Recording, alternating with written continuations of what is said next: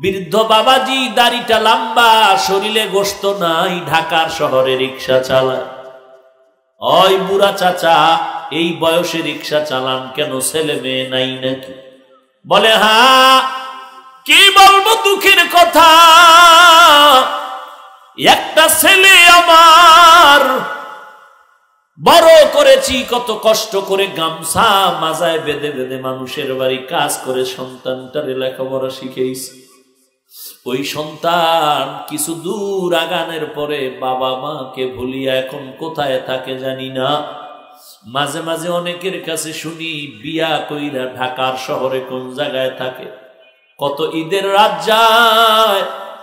আমি বাবা কোন রকম নিজেরে কন্ট্রোল করে ঘুমাই, কিন্তু ওর মার চোখে ঘুম আসে না, শুধু কান্নার আওয়াজ। এর নারায়ণগঞ্জের যুবক, এই ঈদগাহ ময়দানে এমনও বান্দা আছো যাদের মার খবর নিতে পারো নাই। ঢাকার শহরে চাকরি করো, কাজ করো, গ্রামের বাড়িতে মা ঘুমায় না সন্তানের চিন্তা করে।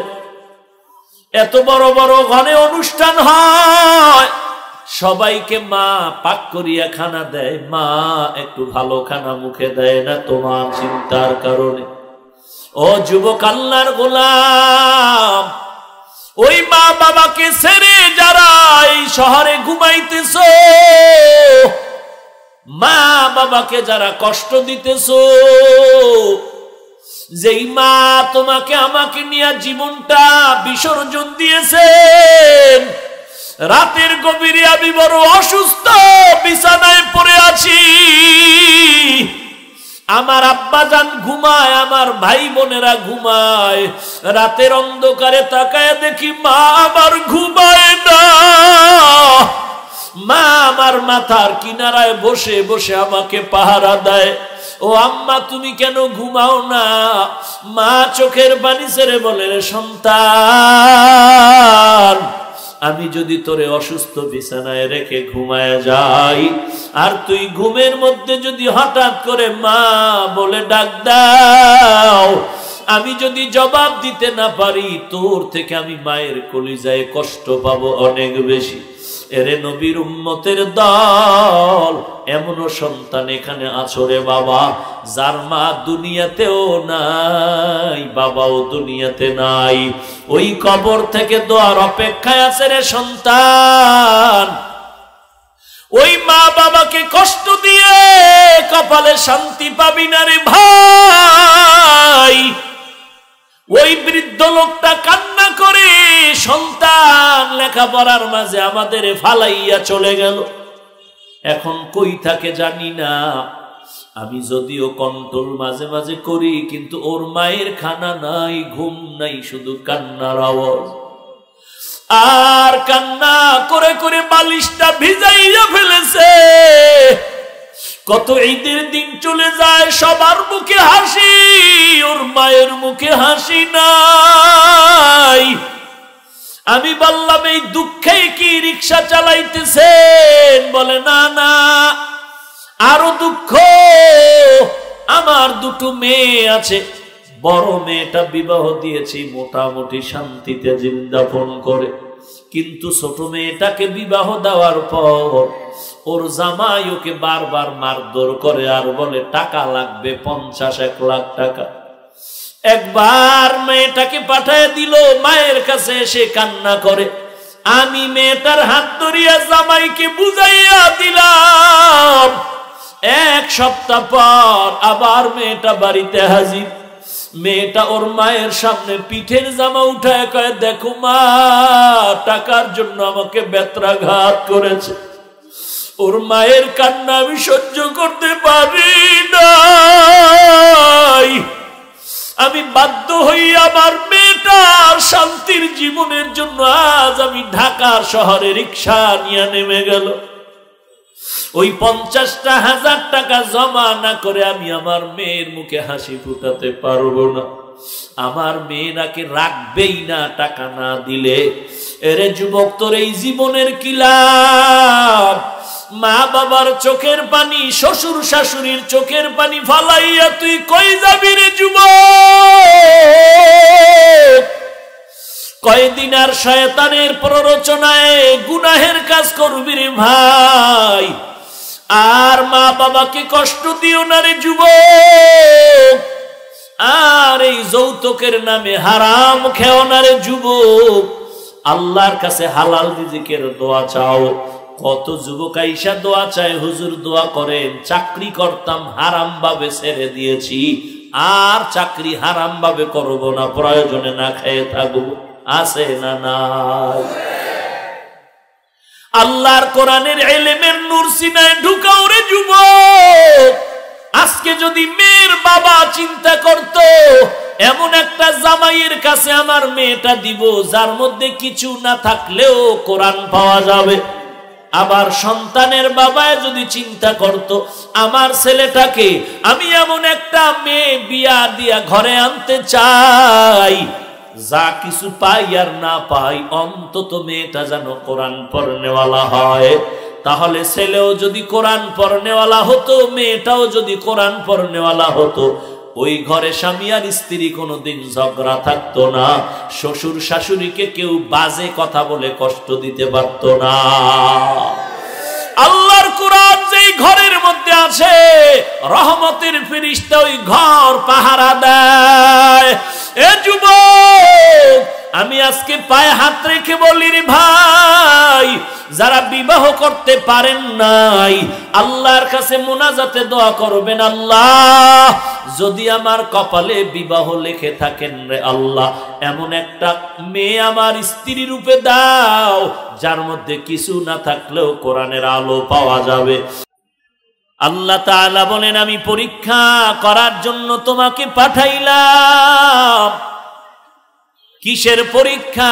আমি আল্লাহ দুনিয়ায় তোমাদের পাঠাইলাম, জীবন দিলাম, মরণ দিলাম। আর এই পাঠাবার কারণ আমি আল্লাহ যাচাই করে দেখব কারা ভালো আমল করে, কারা উত্তম আমল করে। এখানে আর একটা প্রশ্ন, ও আল্লাহ আপনি পরীক্ষা করে জানতে চান কারা উত্তম আমল করবে। ও আল্লাহ, আপনি কি পরীক্ষা নেওয়ার আগে থেকেই জানেন না কারা উত্তম আমল করবে? আল্লাহ কি জানেন না? যুবক কথা বলো, জানে না? আল্লাহ জানে না, তোমার পীর জানে? কে জানেন? আল্লাহ যাহা জানেন আর কেউ তাহা। আল্লাহ যে জানেন, অদৃশ্যের খবর জানেন, এর নাম হলো ইলমে গায়ব। গায়বের ইলম আছে কার? আর কারো? আল্লাহ যে গায়বের ইলম ওয়ালা, এই ইলমের খবর আর কারো নাই। কিন্তু ধর্ম নিয়ে বাড়াবাড়ি আমার সোনার বাংলায় এত পরিমাণ হয়ে গেল, আউযুবিল্লাহ পারে না, বিসমিল্লাহ পারে না। কাতার, কুয়েত, সৌদি আরব, ওমান আর লন্ডনে কিছুদিন ঘুরে ফিরে কিছু বাংলা হাদিস নিয়ে বাংলাদেশে আইসা মসজিদের ইমামের পেছনে নামাজ পড়ে না। যদি জিজ্ঞাসা করা হয়, ভাই ইমামের পেছনে নামাজ কেন পড়েন না? বলে ইমাম সাহেব মুশরিক হয়ে গেছে। কেন কেন? বলে মুশরিক হওয়ার কারণ বুকের মধ্যে হাত বাঁধে না, জোরে জোরে আমিন বলে না। যে বলছে সে আলেম না, ওই বাহিরে কিছু বাংলা হাদিস পড়ছে। এই রকম বাংলা হাদিস পড়নেওয়ালারা মাঝে মাঝে বলে লাকুম দীনুকুম ওয়ালিয়া দীন, বুখারীর হাদিস। এটা বুখারীর হাদিস। তা আন্দাজি ঠিক ঠিক করে চিনলেন কেন? আমি না শুরুতে বলছি অন্ধের মতো বয়ান শুনবেন না। সচেতন ভক্ত হওয়ার চেষ্টা করুন। অন্ধ না সচেতন? আল্লাহ কবুল করেন। আরো আস্তে করে বলেন। এতগুলো মুসলমান যদি আওয়াজ দেয় তাহলে নারায়ণগঞ্জের মানুষ সব এখানেই চলে আসতে বাধ্য। আর মুসলমানের ইমানের একটা আওয়াজই যথেষ্ট বেঈমানের মসনদকে তছনছ করে দেওয়া। এই মুমিনের আওয়াজটাকেই বেঈমানেরা ভয় পায়, যদিও জানে মুসলমান গরিব, যদিও জানে মুসলমানের অস্ত্র নাই, এরপর অস্ত্রধারী সন্ত্রাসীরাও মুসলমানকে কেন ভয় পায়? মুসলমান যেই কদম সামনে দেয় ও কদম আর পেছনে নেয় না। আল্লাযী খালাকাল মাউতা ওয়াল হায়াতা লিয়াবলুয়াকুম আইয়ুকুম আহসানু আমালা। ও দয়ার মালিক, আপনি বললেন পরীক্ষা করে দেখবেন কারা উত্তম আমল করে। ও ভাইয়েরা বলেন, আমার আল্লাহ পরীক্ষার আগে কি জানেন না কে কি আমল করবে? জানার পরে কেন বললেন পরীক্ষা দিয়া দেখবো কারা উত্তম আমল করো? এর জবাব, উদাহরণ এরকম যে ক্লাসের মধ্যে শিক্ষক ছাত্রদের বললেন, কত সনে বাংলাদেশ স্বাধীন হয়েছে? ক্লাসের মধ্যে first boy, second boy, third বয়। ফার্স্ট বয় দাঁড়ায় কয়, স্যার এত টেনশন কেন করেন? আপনি কি ভুলে গেছেন নাকি 71-এর কথা? সেকেন্ড বয়ে বলো, স্যার ফার্স্ট বয় কি আর ভুল করতে পারে? 71 তো ঠিক আছে। থার্ড বয় তাই বলল, কিন্তু স্যারে ভালো করে জানে ক্লাসের সব ছাত্র ছাত্রীরা পড়ে না। এমনও সোনার ছেলে মেয়েরা আছে বাবার টাকা নিয়ে পার্কে পার্কে ঘুরে, আছে না নাই? हकीकत से तू दुनिया बेखबर है, दुनिया की नुमाइश पर नजर है।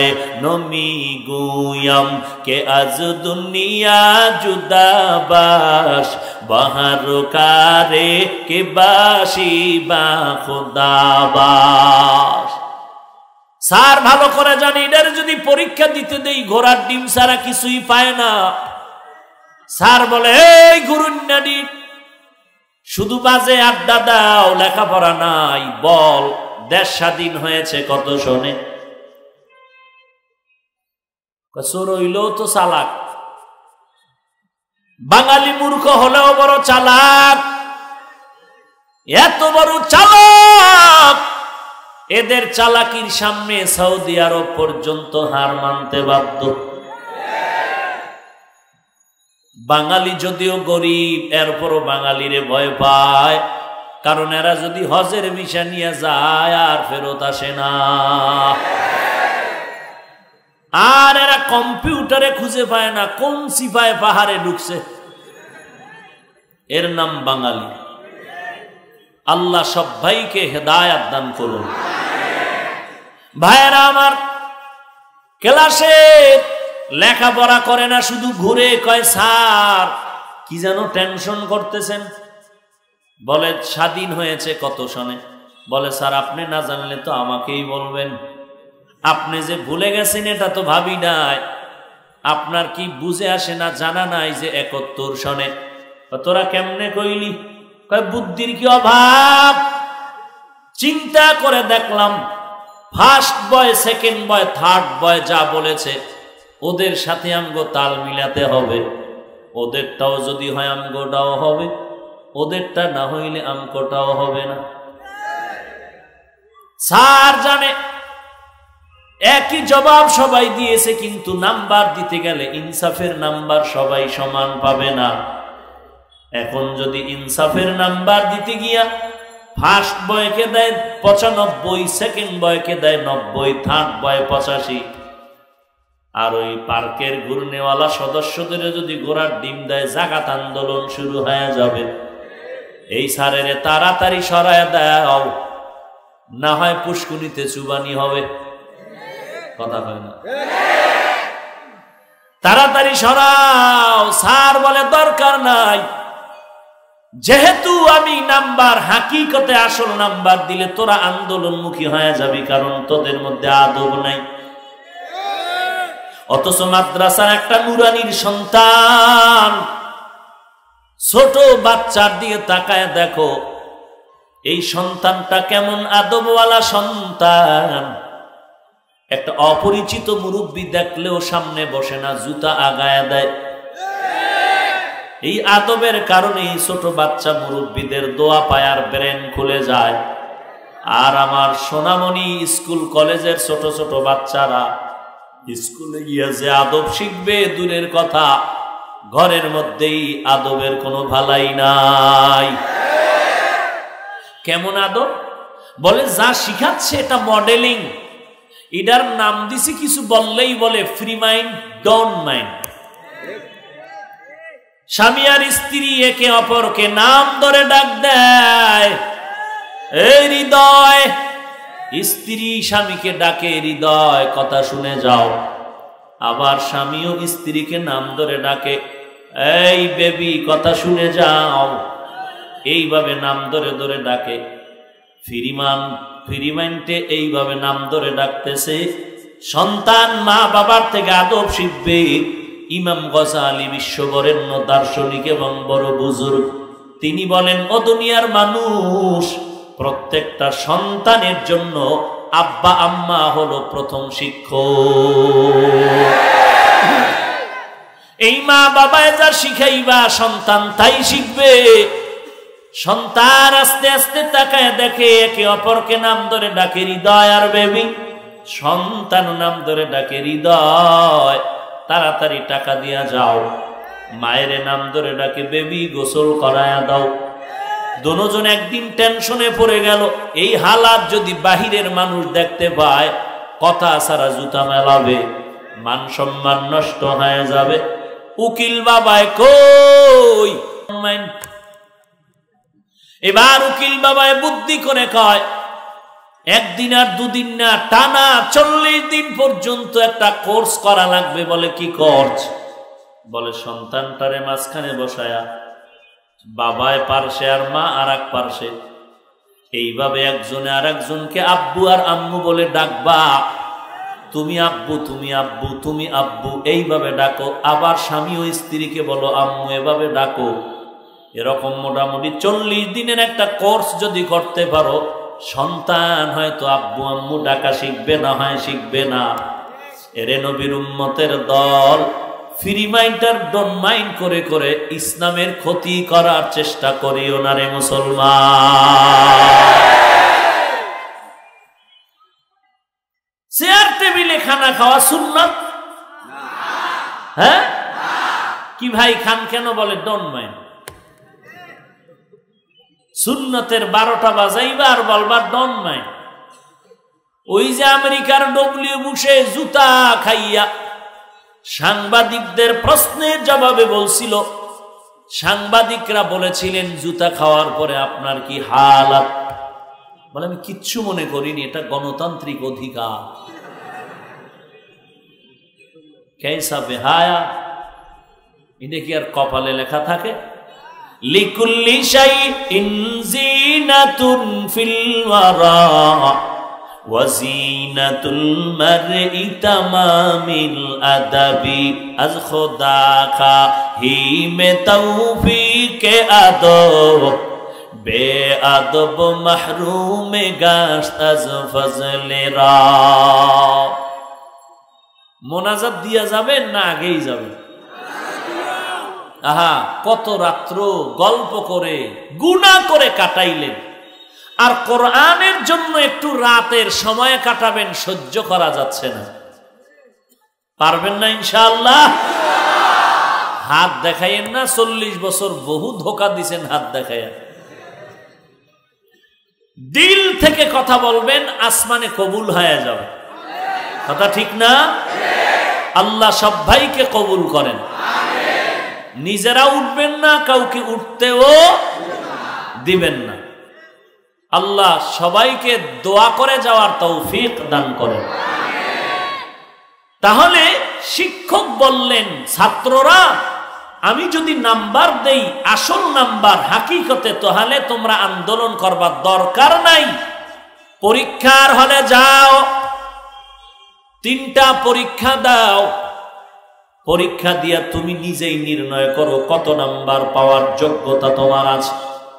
আমাকে কিছু বলার দরকার নাই। আমি পরীক্ষা কেন দিতে দিলাম? আমি শিক্ষক, জানতে চাই কে কত নাম্বার পাবা। না না, আমি তো লেখাপড়া করাইতে করাইতে জেনে ফেলেছি তুই কত নাম্বার পেতে পারো। তাহলে পরীক্ষা কেন? একমাত্র কারণ তুই নিজেরটাও যেন নিজেই জানতে পারো কত নাম্বার পাবি। 90 পাইয়া কি পাস করবি, নাকি ঘোড়ার ডিম পাইয়া মিষ্টি খাবি? আল্লাহ বলেন, গোলাম আমি জানি পরীক্ষার আগেই কে কত নাম্বার পাইয়া ভালো আমল করে জান্নাতের দিকে আগাইবা। আমি আল্লাহ জানার পরও আবার কেন বললাম পরীক্ষা করে দেখবো কারা উত্তম আমল করো।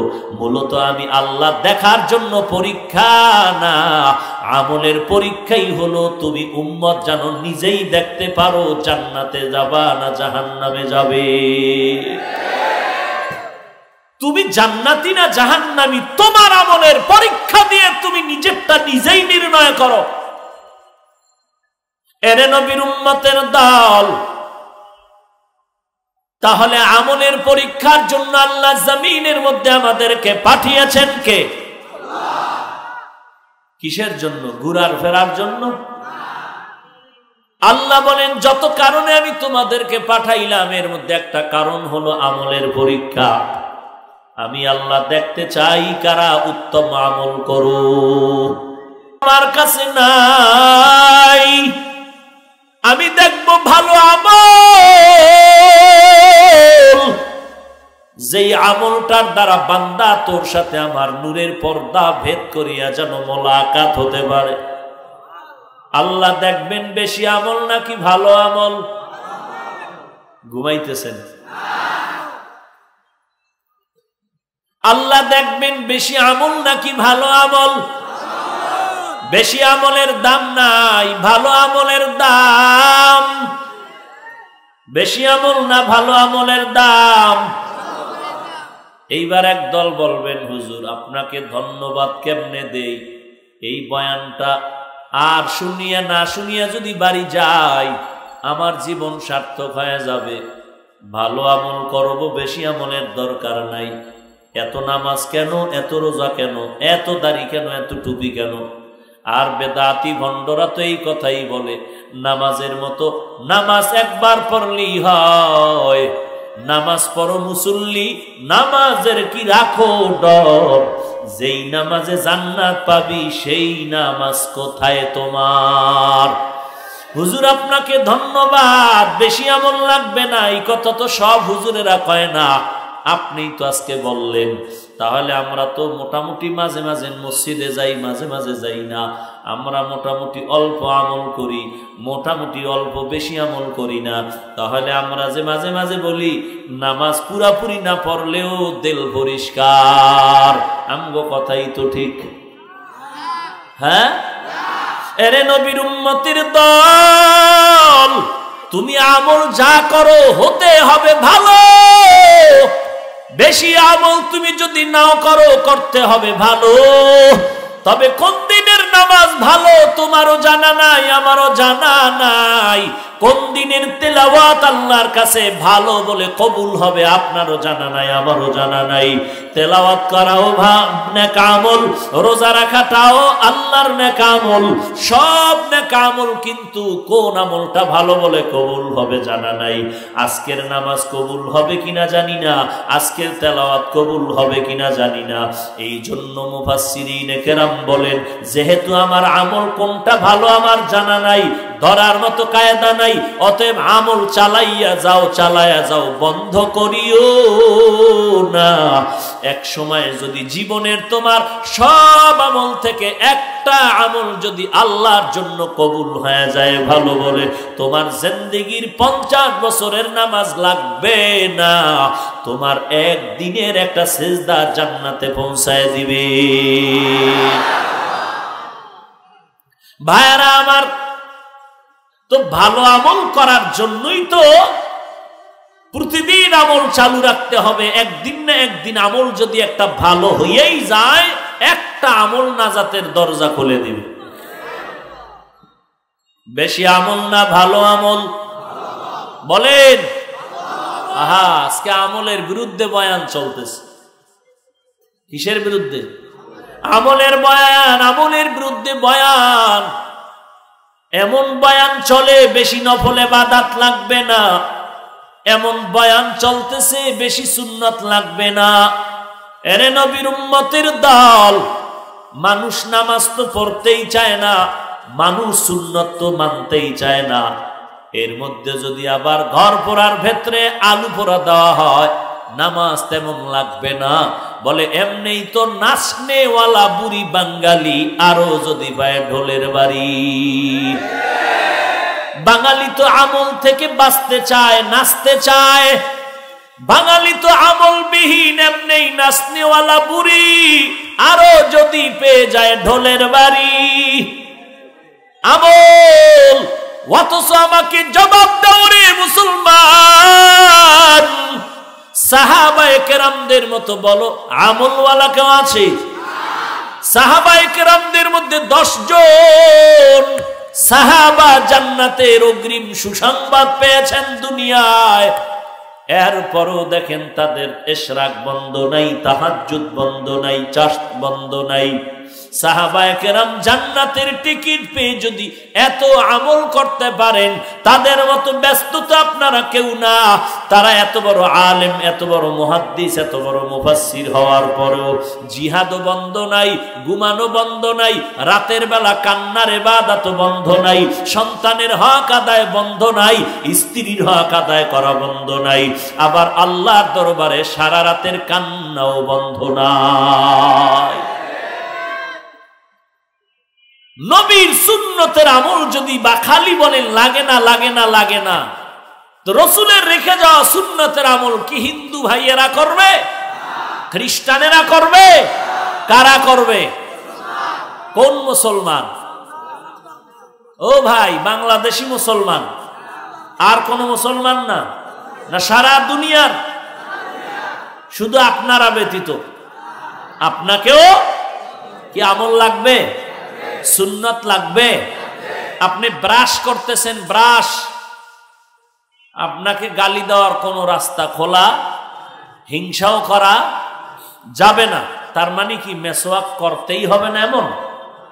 আপনি ব্রাশ যত করেন, করতে করতে যদি শহীদি দরজায় যান, এরপরও কি মেসওয়াকের সুন্নতের মর্যাদা পাবেন? হ্যাঁ, আপনি ব্রাশ করেন আর না করেন আপনার এখতিয়ার। কিন্তু আমি একজন বক্তা হইয়া বয়ান করতে হবে মেসওয়াকের সুন্নতের বয়ান। মেসওয়াক করো, এটা সুন্নতে নববী। মেসওয়াকের সুন্নতের এত দাম, মরণকালে জবানে কালেমা জারি হয়ে যাবে। এই মেসওয়াকের সুন্নতের বয়ান করে করে উম্মতের বুঝাও, বেরাস করবে কি করবে না ওই বিষয়ে কথা বলার দরকার নাই।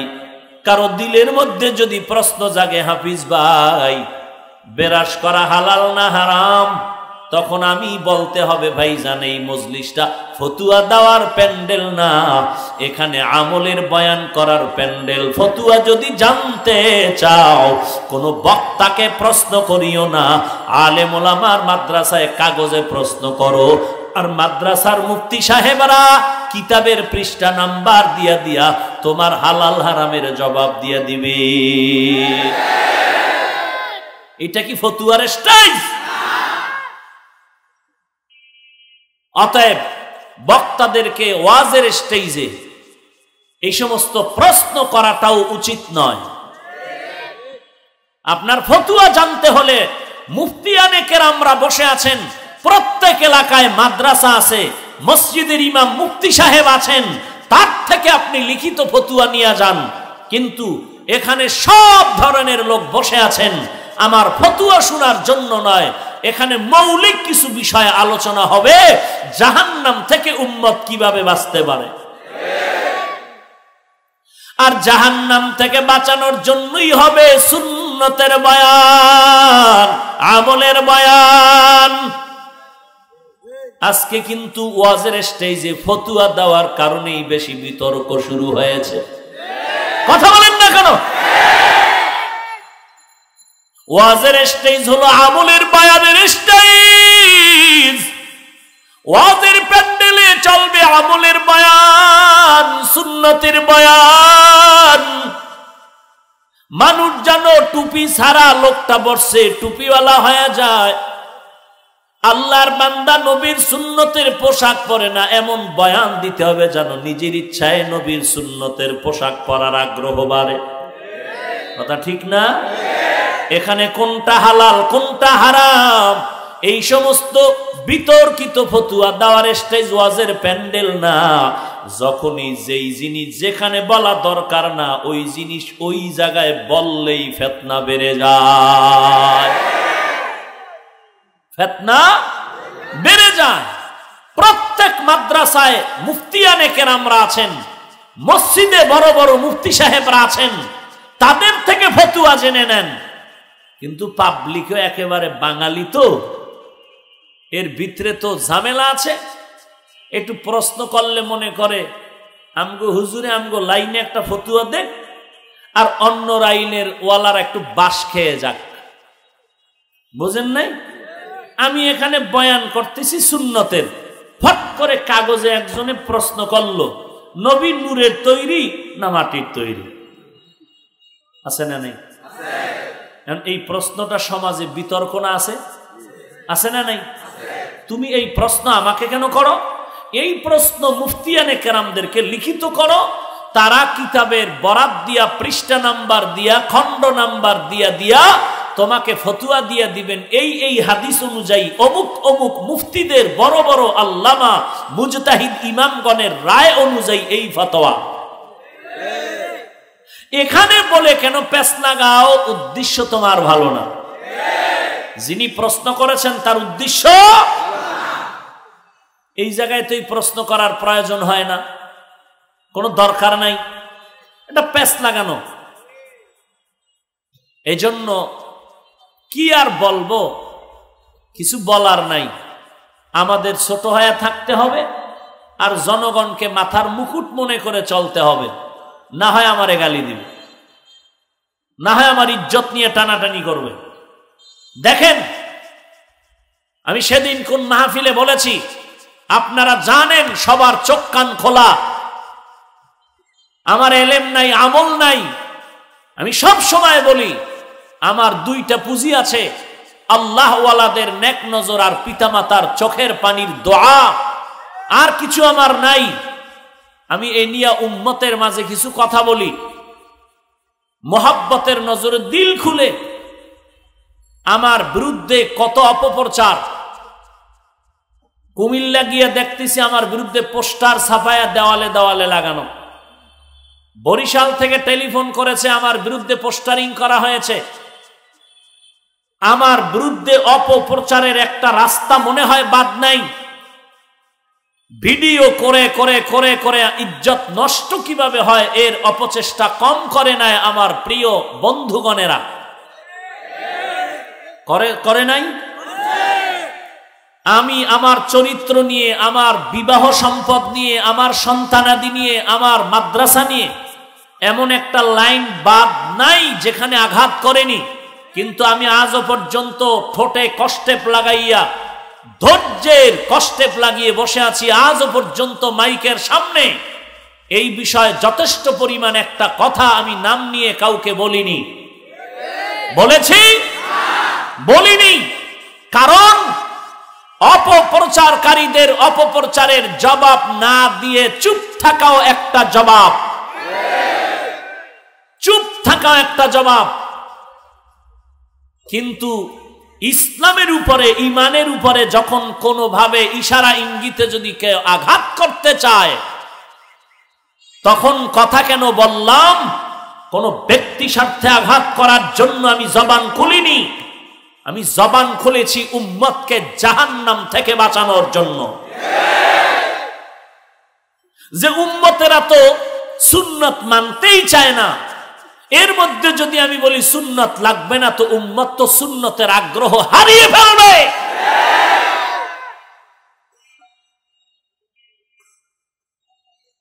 আমি এই দ্বীনের মহব্বতে বলতেছি, কোন ব্যক্তির উপর আঘাত করার জন্য বলিনি।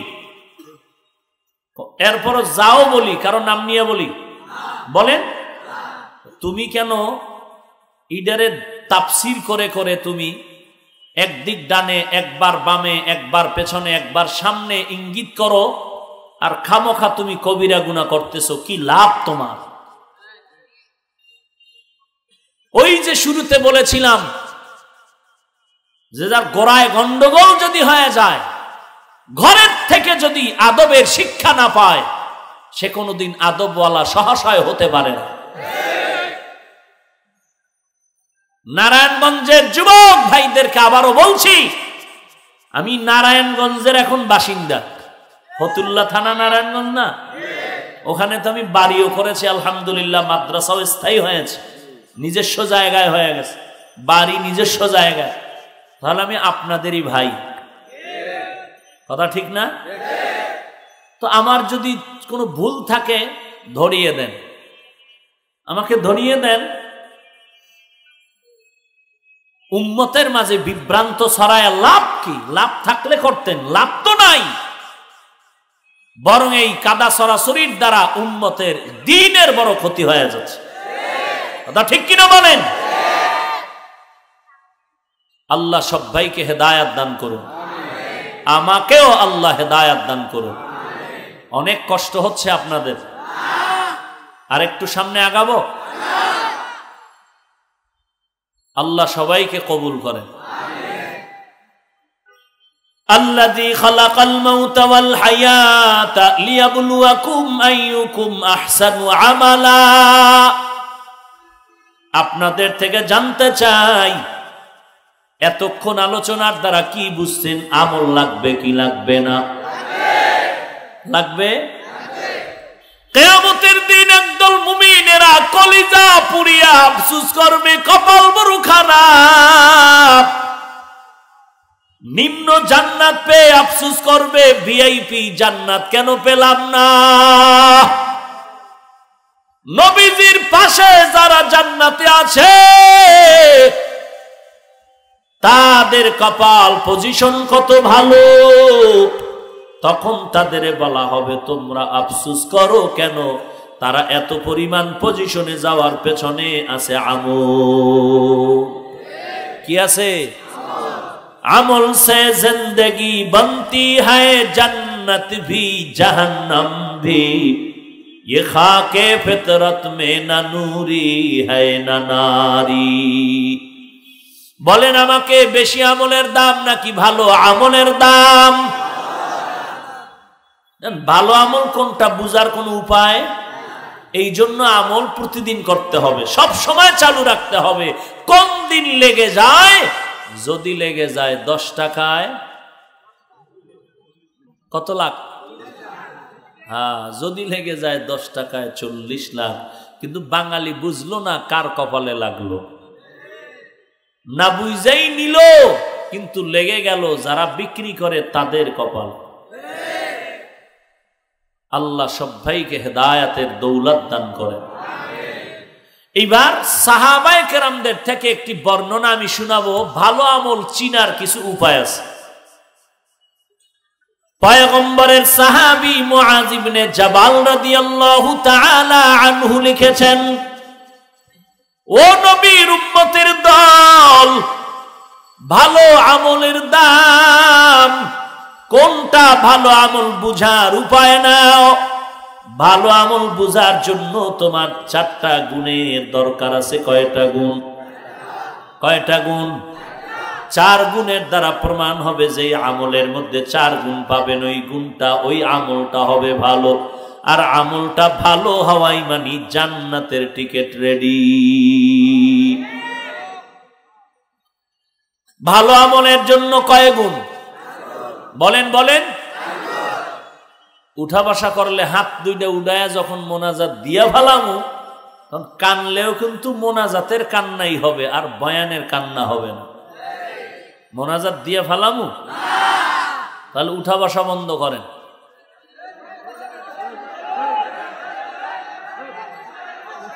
কারো জ্যৈষ্ঠ মাস, কারো সর্বনাশ না। হুজুর বয়ান চালায় যান, আমি একটু বিড়ি টেনে আসতেছি। কি ভাই, শারীরিক কোনো কষ্টের কারণে যায় নাকি বয়ান বেতাল হচ্ছে, মনে কষ্ট পাইতেছে জন্য যায়, আল্লাহই জানে। এখন বয়ানও তো দলীয়, বক্তাও দলীয়, কথা বলেন না কেন? বক্তাও দলীয়, শ্রোতারাও দলীয়, বয়ানও দলীয়। এই কথা কি আমি আজকে নতুন বলছি? দেখছেন নি কারবার কি? এই বয়ান তো আমি 5 বছর ধরে করি, এই কোয়ালিটিতেই বয়ান করি। এটার টাইনা যদি বান্যা মরিচ বানায় তো মুনাফেক কি? আর মুনাফেক ভালো না খারাপ? তো খারাপের কাজই হইল তো আকাম করা। এই মিয়া, খারাপের কাজ কি? তো আকাম করলে আপনি টেনশন করেন কেন? শয়তানের কাজই শয়তানি, তো শয়তানের কাজে আপনার মাথা গরম করার তো কোনো মানি নাই, আছে? মুনাফিকের কাজ মুনাফিকি করা, করতে থাক, ওর এটা কাজ। আর আমার চুপ থাকা কাজ, আমার আল্লাহর সাথে মোহাব্বতের নজরে আমল চালায় যাওয়া কাজ। একদল আমল করে না, সমালোচনা করা কাজ, আর একদল আমল করা এটা কাজ। একদলে লেখে, এটা একটা কাজ, আর একদল মুছে ফেলে, এটাও একটা কাজ। কথা বুঝেন নাই? আল্লাহ বুঝার তৌফিক দান করেন। এই বাঙালিরে আর কেমনে বুঝানো যাবে? আল্লাহু আলাম। বয়ানের মাঠে ঠিক ঠিক ঠিক, প্যান্ডেল থেকে বের হওয়ার পরেই মুখে বিড়ি, আছে না নাই? কপাল এতই যে ভালো আমগো বাঙালি শ্রোতাদের, মোনাজাত দিয়াই বাসা পর্যন্ত যাইতে পারলো না, পুরা রোডে হাঁটতে হাঁটতে গিবত শুরু হয়ে গেছে। কয় বয়ান তো ভালোই ছিল, হাফিজ ভাই আগে তো ভালো বয়ান করতে, এখন এইরকমই লোকা কি? কয় আমগো দালালের পিছু লাগলো কেন? কথা কয়নি? বলে কি বলে না? চিন্তা করছেন?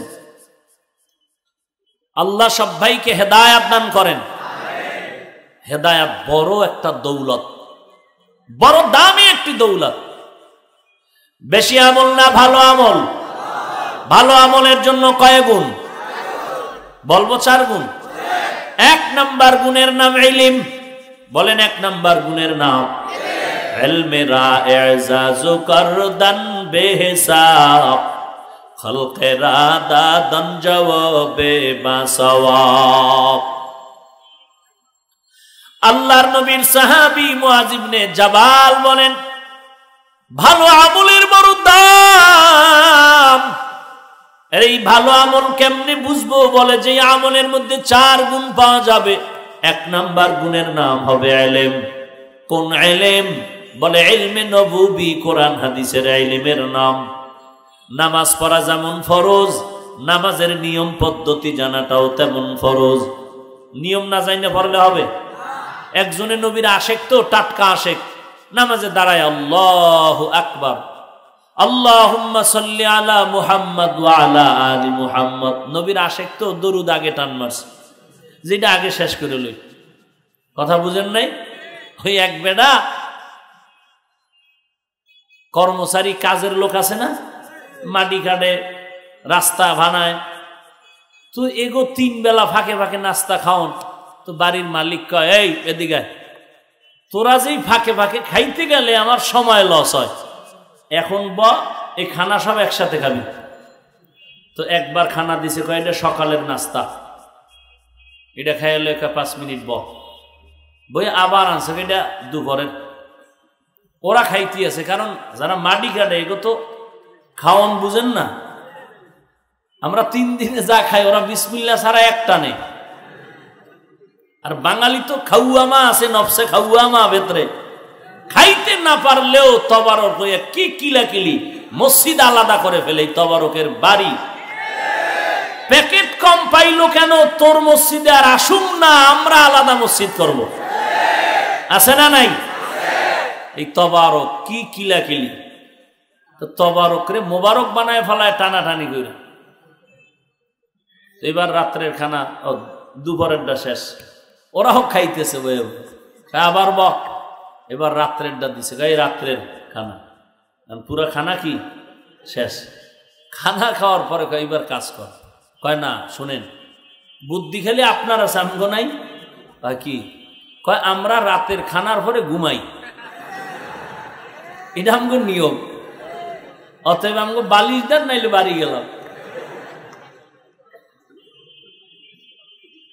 এরে নবীর উম্মতের দল, ভালো আমলের জন্য 4 গুণ।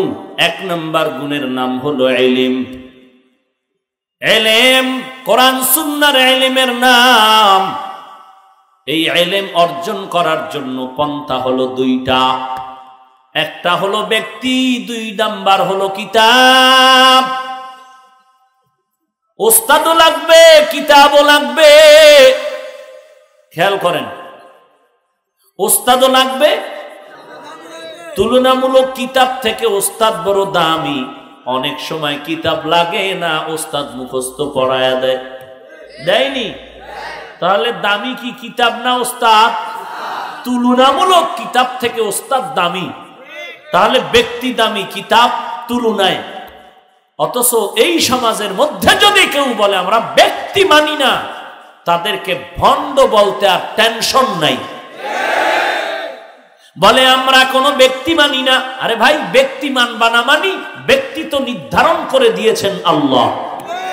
ওয়ামান ইউতিইল্লাহ ওয়ার রাসূল ফাউলাইকা মাআল্লাযীনা আন'আমাল্লাহু আলাইহিম মিনান নাবিয়্যিন ওয়াস-সিদ্দীকিন ওয়াশ-শুহাদা'i ওয়াস-সালিহিন ওয়া হাসুনা উলাইকা রফিকা। আল্লাহ পাক বলেন, আমি 4 দল ব্যক্তি দিলাম, ব্যক্তি 4 দল। নবীগণ, সিদ্দিকগণ, শুহাদা, সালিহিন। এরাই তোমাদের জান্নাতের নেয়ামত প্রাপ্ত বান্দা। এদের স্মরণ করে চলো। নবীগণ, সিদ্দিকগণ, শাহিদগণ, সালেহিনগণ, এরে নবীর আশিকের দল। ওস্তাদ ছাড়া কোনদিন বাবা তুমি কিতাবের ইলম অর্জন করতে পারবা না। অতএব এই দুনিয়াতে যারা শুধু বলছে কিতাব মানি, ব্যক্তি মানি না, তারাও গোমরাহ। আবার যারা বলছে আমরা বাবা মানি, কিতাব মানি না, তারাও বড় গোমরাহ। আছে না? তোর কিতাবাদি কোরআন হাদিস। ইদানিং কালে তো এই শরীয়তের ঝামেলা চলতেছে। কথা বলেন না কেন? শরীয়ত মোটেও মানে না, নাম দিছে শরীয়ত আহমদ। বুঝেন না? ওই যে আহমদিয়া মুসলিম জামাত, টাটকা পৃথিবীর শ্রেষ্ঠ বেঈমান। নাম দিছে চমৎকার। ঈমান আনিল নাম রাখলেই কি মুমিন হওয়া যায়? বলেন। ঈমান আলী নাম রাখলে যেমন মুমিন হওয়া যায় না, তেমনি ভাবে আহমদিয়া মুসলিম জামাত নাম রাখলেই মুসলমান হওয়া যায় না। এরে নবীর আশিক, ভালো আমলের জন্য 4 গুণ। 1 নম্বর গুণের নাম ইলম। ইলমের এত দাম। আল্লাহর নবীর সাহাবী হযরত আলী রাদিয়াল্লাহু তাআলা আন আল্লাহর দরবারে শুকর আদায় করেন। আল্লাহ, সম্মানের চেয়ারে বসতে হলে 2 পুঁজির একটা লাগবে, হয়তো মাল টাকা পয়সা, না হয় শিক্ষাগত যোগ্যতা। শিক্ষিত মানুষেরও মানুষ সম্মানের চেয়ার দেয়, আবার টাকাওয়ালাকেও মানুষ সম্মানের চেয়ার দেয়, ইলমওয়ালাকেও দেয়।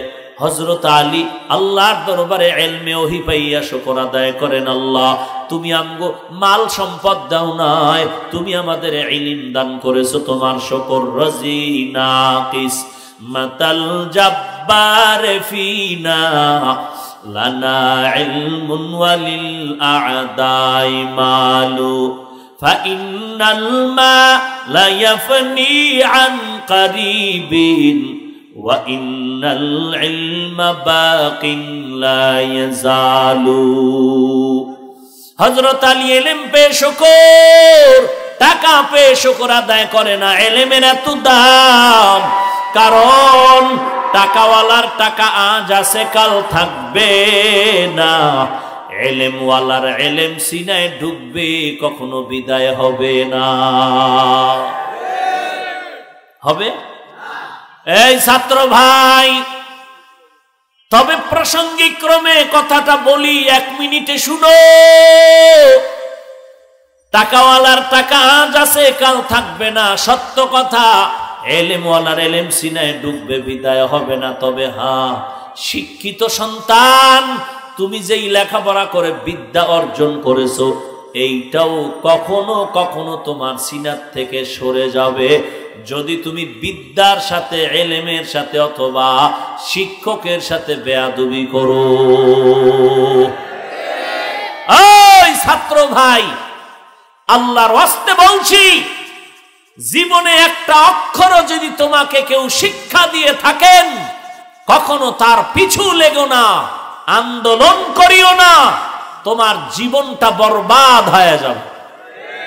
শিক্ষকের বিরুদ্ধে কোনো আন্দোলন নয়।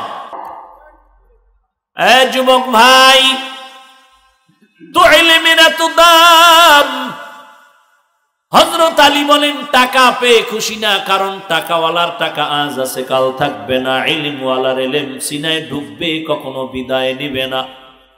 2 নাম্বার পার্থক্য, হযরত আলী বলেন, আমি ইলম পেয়ে খুশি, কারণ টাকাওয়ালার যত টাকা বাড়ে দুশমন বাড়ে, ইলমওয়ালার যত ইলম বাড়ে তত বন্ধু বাড়ে।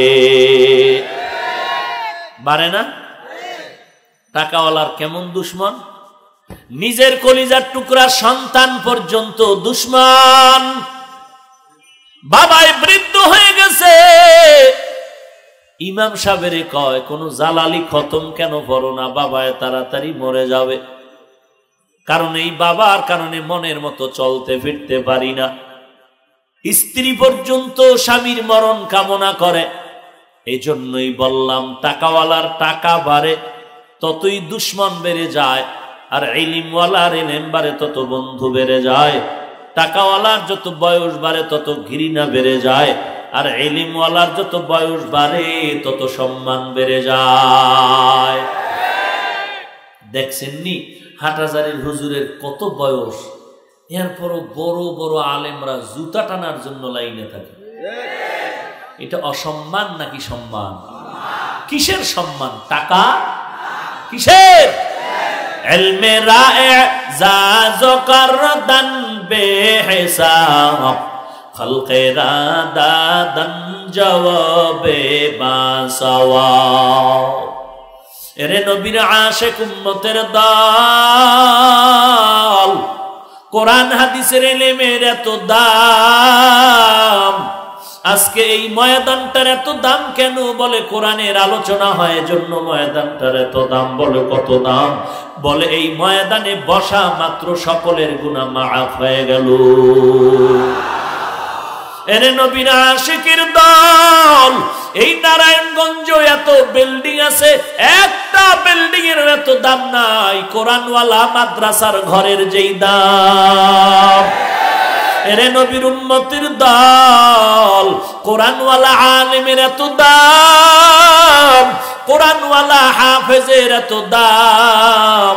এই ইলমের বাতি জ্বালাইলেন আমার আল্লাহ রাব্বুল আলামিন। এই জন্য ভালো আমল যদি করতে চাও, 1 নম্বরে লাগবে ইলম। আর ইলম যদি নিতে চাও, কিতাবও লাগবে, ওস্তাদও লাগবে। মুরব্বি ছাড়া ইলম পাওয়া যাবে না। এরে নবীর উম্মতে ইলমওয়ালার এত দাম, ও কবরে গেল ইলমওয়ালার সিনা কবর ধরবে না। আল্লাহর কাছে দোয়া করো, হে মালিক, আমার ফ্যামিলিতে তুমি একজন কোরআনওয়ালা বান্দা দান করো। যদি এই চিন্তা করে যুবক চলো, তো আমি মুহাব্বতের নজরে বলবো, ওয়াদা কর, যারা বিবাহ করো নাই, অন্তত যেই মেয়েটাকে বিয়ে করতে চাও, 1 নম্বরে দেখবি কোরআন পড়তে জানেনি। 1 নম্বরে কি দেখবেন? বলেন কি কোরআন দেখবেন? তো বিদেশের ভিসা দিব কে? বিয়া করতে গেলে যুবক আগে কন্টাক্ট করে বিদেশের ভিসা দিবানি, মাইয়া নিব না হয় নিব না, আসেনি? এই যুবক ভাই, শ্বশুর বাড়ি থেকে পচা পায়খানা তুই যৌতুকের নামে ভক্ষণ করিস না। আল্লাহ তোমাকে হাত দিয়েছে, হাতের শক্তি দিয়ে কামাই করো, বাহাদুরি করো। আর বলো, ও স্ত্রী শুধু না, আমার শ্বশুর বাড়ির সবাই খেয়ে যাও, কিন্তু তোমার বাড়ি থেকে আমি একটা পয়সাও নিব না। আর যদি এই পচা পায়খানার নিয়ত থাকে, বিয়ার আগের রাত্রে হাতের কবজা দুইটা কেটে ফেলবি, তুই পুরুষ নামের কলঙ্ক। শুধু কলঙ্কই না, তুই ডাকাত, তুই ইতর, তুই চোর, তুই বড় জালেম। এরে নবীর উম্মতের দল, 5 ওয়াক্ত নামাজ পড়ো আর কোরআন ওয়ালার পেছনে যাও। কোরআন পড়ো, মজার একটা কিতাব আল্লাহর কোরআন।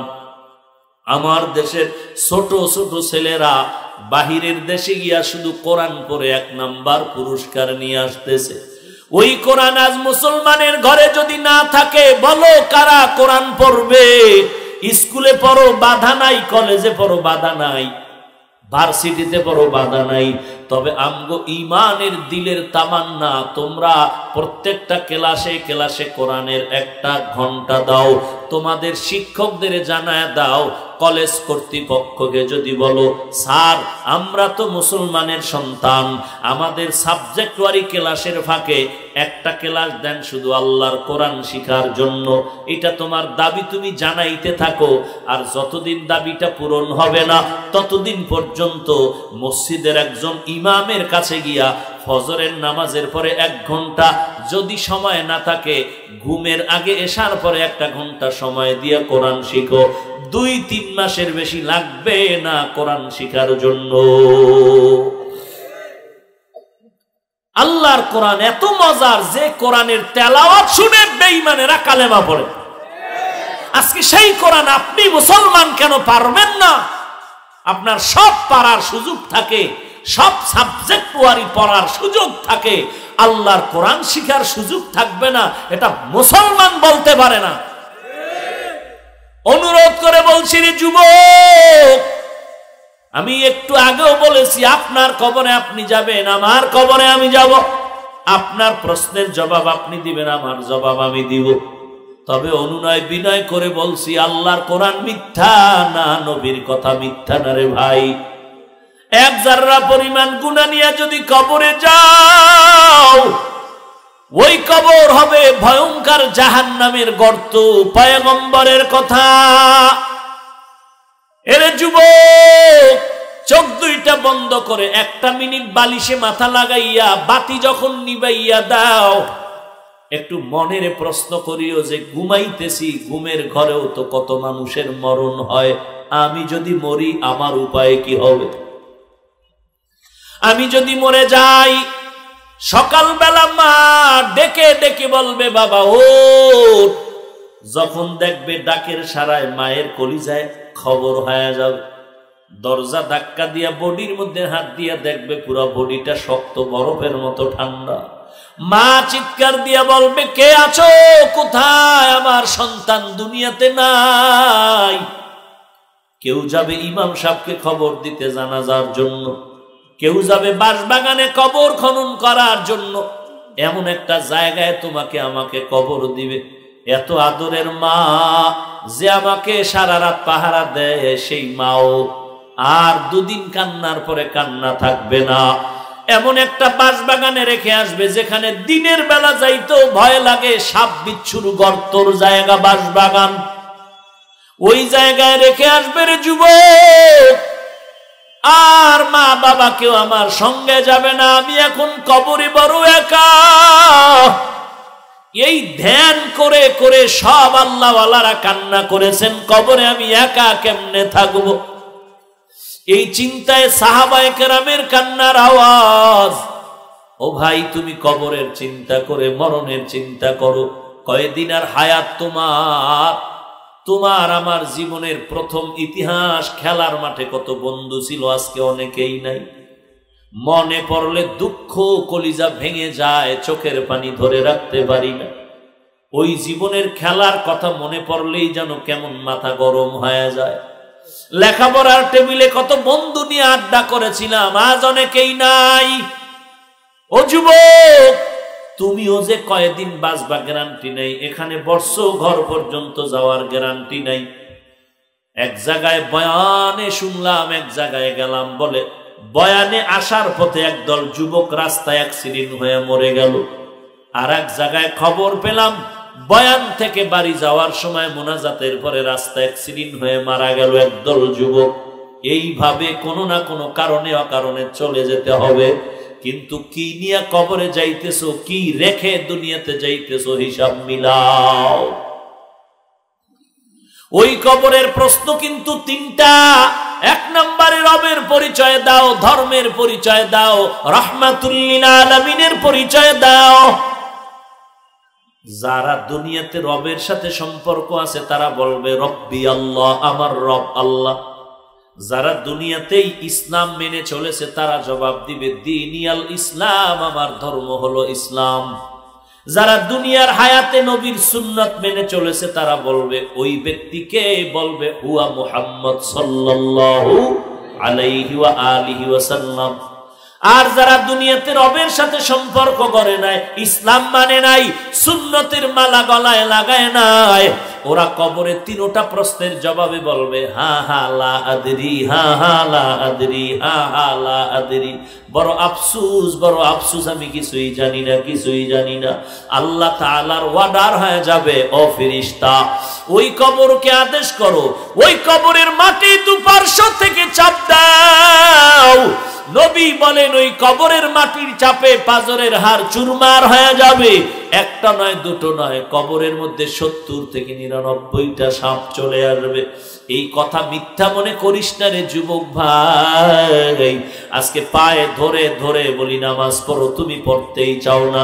অথচ তোমরা বলো, আমাকে যদি কেউ 1 কোটি টাকা দিয়ে বলে হাফিজ ভাই নামাজ বাদ দাও, বলো আমি টাকার লোভে নামাজ বাদ দিবনি। তাহলে একটু চিন্তা করো, তোমার পায়ে ধরার পরেও তুমি নামাজ পড়তে চাও না, আর আমাকে কোটি টাকার লোভ দেখালেও নামাজ ছাড়তে চাই না কেন? কোনো কারণ নাই। আল্লাহর কোরআন পড়লাম, নবীর হাদিস পড়লাম, একটা কথাও মিথ্যা নাই। গুনাহ নিয়ে যদি কবরে যাই, ওই কবরের আযাব হবে সত্য, কোনো মিথ্যা নয়।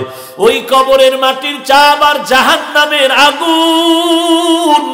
শুধু তাই না, এরপরে কবরের আযাবের পরে আবার হাসরের ময়দানে আযাব শুরু হয়ে যাবে। চিন্তা ভাবনা করে দেখলাম, একটা বেতের বাড়ি হাতে দিলে সহ্য করতে পারি না, কষ্ট পাই। ওই কবরে 2 পার্শ্বের মাটির চাপ কেমনে সহ্য করব? এরে আল্লাহর বান্দা, দুনিয়াতেই সূর্যের গরম সহ্য করতে পারি না। বিজ্ঞানীরা বলে 9,30,00,000 মাইল উপরে সূর্য। আর নবী বলেন কিয়ামতের দিনে সূর্যটা মাথার উপরে নেমে আসবে, আর সূর্যের 12টা মুখ জমিনের দিকে দেওয়া হবে। এখন তো একটা দেওয়া আছে। আল্লাহর অর্ডার হবে, সব তাপগুলো ছেড়ে দাও। সূর্যের তাপে জমিন হয়ে যাবে তামা, সূর্যের তাপে গুনাহগারের মাথার মগজগুলো ফেটে যাবে। এমন আযাব শুরু হবে, লা ইয়ামুতু ফিহা ওয়া লা ইয়াহইয়া। 1 সেকেন্ডের আযাব সহ্য করতে পারবি না রে ভাই। এরপরে বিবেকরে একটু প্রশ্ন করো। আমার মতো হুজুর হইতে কাউকে বলি না, সাবধান। কেউ যদি বলে স্কুল ছেড়ে দাও, আমি বলবো ছাড়বা না। কেউ যদি বলে কলেজ ছেড়ে দাও, আমি বলবো ছাড়বা না। কেউ যদি বলে ভার্সিটি ছেড়ে মাদ্রাসায় যাও, আমি বলবো খবরদার যাইবা না। কারণ তুমি স্কুল কলেজ ভার্সিটিতে পড়িয়া ডাক্তার, ডক্টর, ইঞ্জিনিয়ার হও, আমার মুসলমানের জন্য বড় গৌরব। কারণ বেঈমানেরা কিন্তু বেশি দিন বাকি নাই, গোটা বিশ্বের মুসলমানের সাথে যুদ্ধ করার জন্য রেডি হয়ে আছে। হঠাৎ করে যদি বেঈমানেরা ঘোষণা দেয় একটা মুসলমানকে ঔষধ দেওয়া হবে না, আমার মুসলমান ভাই যুবক, তুমি কলেজ ভার্সিটি সায়েন্স পড়িয়া পড়িয়া ডাক্তার হইয়া তুমি চ্যালেঞ্জ গ্রহণ করে বলবা, এরে বেঈমানের দল, তোদের ঔষধ আমাদের লাগবে না, আমাদের মুসলমানের জন্য আমরা মুসলমান ডাক্তারেরাই যথেষ্ট। এরে যুবক, তবে অনুরোধ করি, ডাক্তার তো নারায়ণগঞ্জ অভাব নাই, এমবিবিএস, এফআরসিএস, এমসিপিএস ডাক্তার তো অনেক, তবে সবার কাছে রোগীর ভিড় কিন্তু সমান না। অনেক ডাক্তার কথার কথা মশা মারে বিড়ি টানে, আর এক ডাক্তার 12টা পর্যন্ত রোগীর সিরিয়াল দেখিয়েও শেষ করতে পারে না। কারণটা কি? কারণ আর কিছু না, তিনটা কারণে যদি এই গুণ ধরতে পারো, এই বড় ডাক্তারের গুণ তোমার মধ্যে আসবে যদি তিনটা আবদার মানতে পারো। এক নাম্বার, ও যুবক ভাই, জীবনে কোনোদিন মোবাইলের আপন বানাইবা না। মানলে তোমার ইচ্ছা, না মানাও তোমার ইচ্ছা, আমার বলার দায়িত্ব। যেহেতু আমি কলিজা দিয়া যুবকরে মোহাব্বত করি, আমি আগেও বলতাম এখনো বলি, এই বাংলাদেশে আল্লাহর জাতের কসম, আল্লাহর কসমের কথা বিশ্বাস না করলে ঈমান দুর্বল। আল্লাহর কসম করে বলি, ও যুবক ভাই, তোমার মা বাবাও এত আপন না। ওলামায়ে কেরাম টুপিওয়ালারা যুবকের যত আপন, ওই আপন থেকেই কলিজা ভরা মুহাব্বত নিয়েই বলতেছি, ও যুবক, স্কুলে পড়ো, ডাক্তার ডক্টর হও, ইঞ্জিনিয়ার হও, তবে সুনাম রক্ষা করে যদি কবরে যাও, মাটি দোয়া করবে, দেশবাসী দোয়া করবে। তিনটা আবদার তুমি মানতে পারলে স্টাম্প দাও, কলম দাও, আমি দস্তখত দিয়া চ্যালেঞ্জ দিয়া গেলাম, তিনটা কথা মানলে তোমার জিন্দেগি হবে ফুলের মতো পবিত্র। এক নাম্বার, জীবনে মোবাইলের আপন বানাইবা না। দুই নাম্বার, কোনদিন দুষ্ট ছেলেদের বন্ধু বানাইবা না। তিন নাম্বার, চিনো আর না চিনো কোনো মুরব্বীদের সাথে বেয়াদবি আচরণ করবা না। এই তিনটা কথা যদি মানতে পারো যুবক, এক নম্বরে মোবাইলের আপন বানাইবা না। আজকে তুমি লেখাপড়া করে যদি ভালো ডাক্তার হতে চাও, মোবাইলটারে ছুঁড়ে ফেলে দাও, তোমার আসল লেখাপড়ায় মনোযোগী হও। প্রয়োজন হলে তুমি একটা ভাঙ্গা 5 টাকা, 10 টাকা, 11, 300 টাকা, 250 টাকা, একেবারে না হইলেই না এমন একটা মোবাইল রাখো। আরো যদি নিজেরে সেভ করতে চাও, তোমার ক্লাসের যেই জিম্মাদার আছে একজন ভালো, এক নাম্বার, ওর মোবাইল নাম্বারটা তোমার আব্বা আম্মাকে দিয়া দাও। আব্বা আম্মা যদি আমাকে প্রয়োজন মনে করেন, আমার অমুক ভাইয়ের নাম্বারে ফোন দিবেন। এটা ভদ্রতার চূড়ান্ত পরিচয় রে বাবা। কারণ এই মোবাইল তোমার হাতে থাকলে একটু দেখতে মনে চায়, মোবাইলটা হাতের মধ্যে থাকলে একটু ইউটিউবে ঢুকতে মনে চায়। আর তোমার মনটা যেহেতু শয়তান গুনার দিকে নিয়ে গেছে, যে কারণে তুমি ইউটিউবে ঢুকলে ওয়াজ দেখো না, তুমি শুধু নাচ গান দেখো। এক নাম্বার অনুরোধ, মোবাইলের আপন বানাইবা না। দুই নাম্বার, দুষ্ট বখাতে ছেলেদের বন্ধু বানাইও না। কারণ ওই দুষ্ট ছেলের বন্ধু বানাইলে একদিন না একদিন, আল্লাহ না করুন দোয়া করি, কিন্তু হতে পারে এই দুষ্ট তোমার চরিত্র খাবে, তোমার জীবনটারও জবাই দিবে। দেয় না, দেয় না, এই ঘটনা হয় না? ও যুবক, দুই নাম্বার, দুষ্ট বখাটে ছেলেদের বন্ধু বানাইও না। তুমি মানবা আমার বাধ্যতামূলক না, তবে দিলের তামান্না হতে পারে কোন যুবক যদি মানে, ইনশাআল্লাহ আমার বয়ানটা সার্থক হয়ে যাবে। তিন নাম্বার, কোন মুরব্বীর ব্যাপারে বেয়াদবি করবা না। চিনো আর না চিনো, পরিচিত অপরিচিত কোন মুরব্বীদের সাথে বেয়াদবি আচরণ করবা না, জবানেও করবা না, মোবাইলে ফেসবুকে আর কলম দ্বারাও করবা না। এই তিনটা কথা যদি বাবা মেনে চলতে পারো, আর নবীর সুন্নতের মালা গলায় লাগায় যদি নামাজ পড়ো, ডাক্তার হলেও তুমি হবা বাংলাদেশের শ্রেষ্ঠ ডাক্তার। তুমি না মানলে তো তোমার সাথে আমার কিলাকিলির টাইম আছে নাকি? কোনো টাইম নাই, বুঝানোর দায়িত্ব, মোহাব্বত করে বুঝায় দিলাম। এরে নবীর আশিক উম্মতের দল, আল্লাহর কাছে তওবা করো। যার যার দিলের খবর তার কাছে আছে, জীবনে কোন দিন কোথায় কি পরিমাণ অন্যায় করেছেন কেউ জানে না, আল্লাহ জানেননি। জানেন? ওই আল্লাহর কাছে ক্ষমা চাও রে মালিক, জীবনে আর গুনাহ করব না, নামাজ ছাড়ব না, এতদিন অন্যায় করেছি আর করব না, জীবনে আর মোবাইলের আপন বানাবো না, জীবনে আর মুরব্বীদের সাথে যা বেয়াদবি করেছি আজকে থেকে তওবা করে নিলাম, করব না। মা বাবার সাথে বেয়াদবি করব না, আল্লাহওয়ালাদের সাথে বেয়াদবি করব না, 5 ওয়াক্ত নামাজ আর ছাড়ব না। আপনার মতো যুবক স্কুল কলেজে পড়ে, ইংরেজি লাইনে পড়ুয়া, যুবকরা স্কুল কলেজে পড়ে, নামাজ 5 ওয়াক্ত পড়ে, আছে না নাই? কিয়ামতের দিন যদি আল্লাহ জিজ্ঞাসা করে ও পারলো, তুই কেন পারলি না, কি জবাব দিবেন? আপনার মতো ইংরেজি লাইনে পড়ুয়া বাংলা শিক্ষিত বহু যুবক, র্যাব, আর্মি, পুলিশ, বিডিআর 5 ওয়াক্ত নামাজি আছে না নাই? আপনি কেন পারবেন না? আপনার মতো যুবক কোটি টাকার ব্যবসা করে, নারায়ণগঞ্জে 1 টাকাও হারাম খায় না, আছে না নাই? আপনি কেন পারেন না? আল্লাহর কাছে তৌফিক কামনা করেন, আল্লাহ তৌফিক দিলে আপনিও পারবেন। তবে তৌফিক আল্লাহর কাছে চাইতে হবে, আর চাওয়ার জন্য লাগবে তওবা আর চোখের পানি। আল্লাহর কাছে চোখের পানি ছেড়ে তওবা করেন, আল্লাহ আর জীবনে গুনাহ করব না, নামাজ ছাড়ব না, বেপরদায় চলব না, আর কোনোদিন নবীর তরিকার বাহিরে চলব না, আর গুনাহের দ্বারেও যাব না রে আল্লাহ, তুমি আমাকে মাফ করে দাও। খাঁটি তওবার যদি নিয়ত হয়, গলায় ছুরি আসলে মরে যাবেন, তারপরও গুনার কাছে যাবেন না, নামাজ বাদ দিবেন না, বেয়াদবিমূলক আচরণ কারো সাথে করবেন না। খাঁটি দিলে তওবা করার যদি নিয়ত হয়, খাঁটি তওবার জন্য 2টো হাত আল্লাহকে দেখায়া দাও। আয় আল্লাহ, সকলের হাত আপনি কবুল করে নেন, আমাদের তওবা কবুল করে নেন, তওবার উপরে মজবুত হয়ে চলার তৌফিক দান করেন, নবীজির সুন্নতের আমলওয়ালা জিন্দেগি দান করেন, আমিন।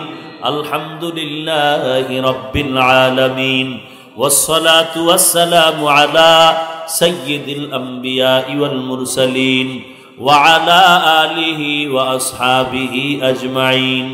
ইয়া আরহামার রাহিমিন, ইয়া আরহামার রাহিমিন, ইয়া আরহামার রাহিমিন। সবাই জবান খুলে পড়েন, রব্বির হামহুমা কামা রব্বায়ানি সগীরা, রব্বির হামহুমা কামা রব্বায়ানি সগীরা। আয় আল্লাহ তাআলা, গভীর রাত ঈদগাহ ময়দানে কুদরতের নজর দিয়ে দেখেন কত উলামায়ে কেরাম হাত তুলেছেন, কত সাদা দাড়িওয়ালা মুরব্বী।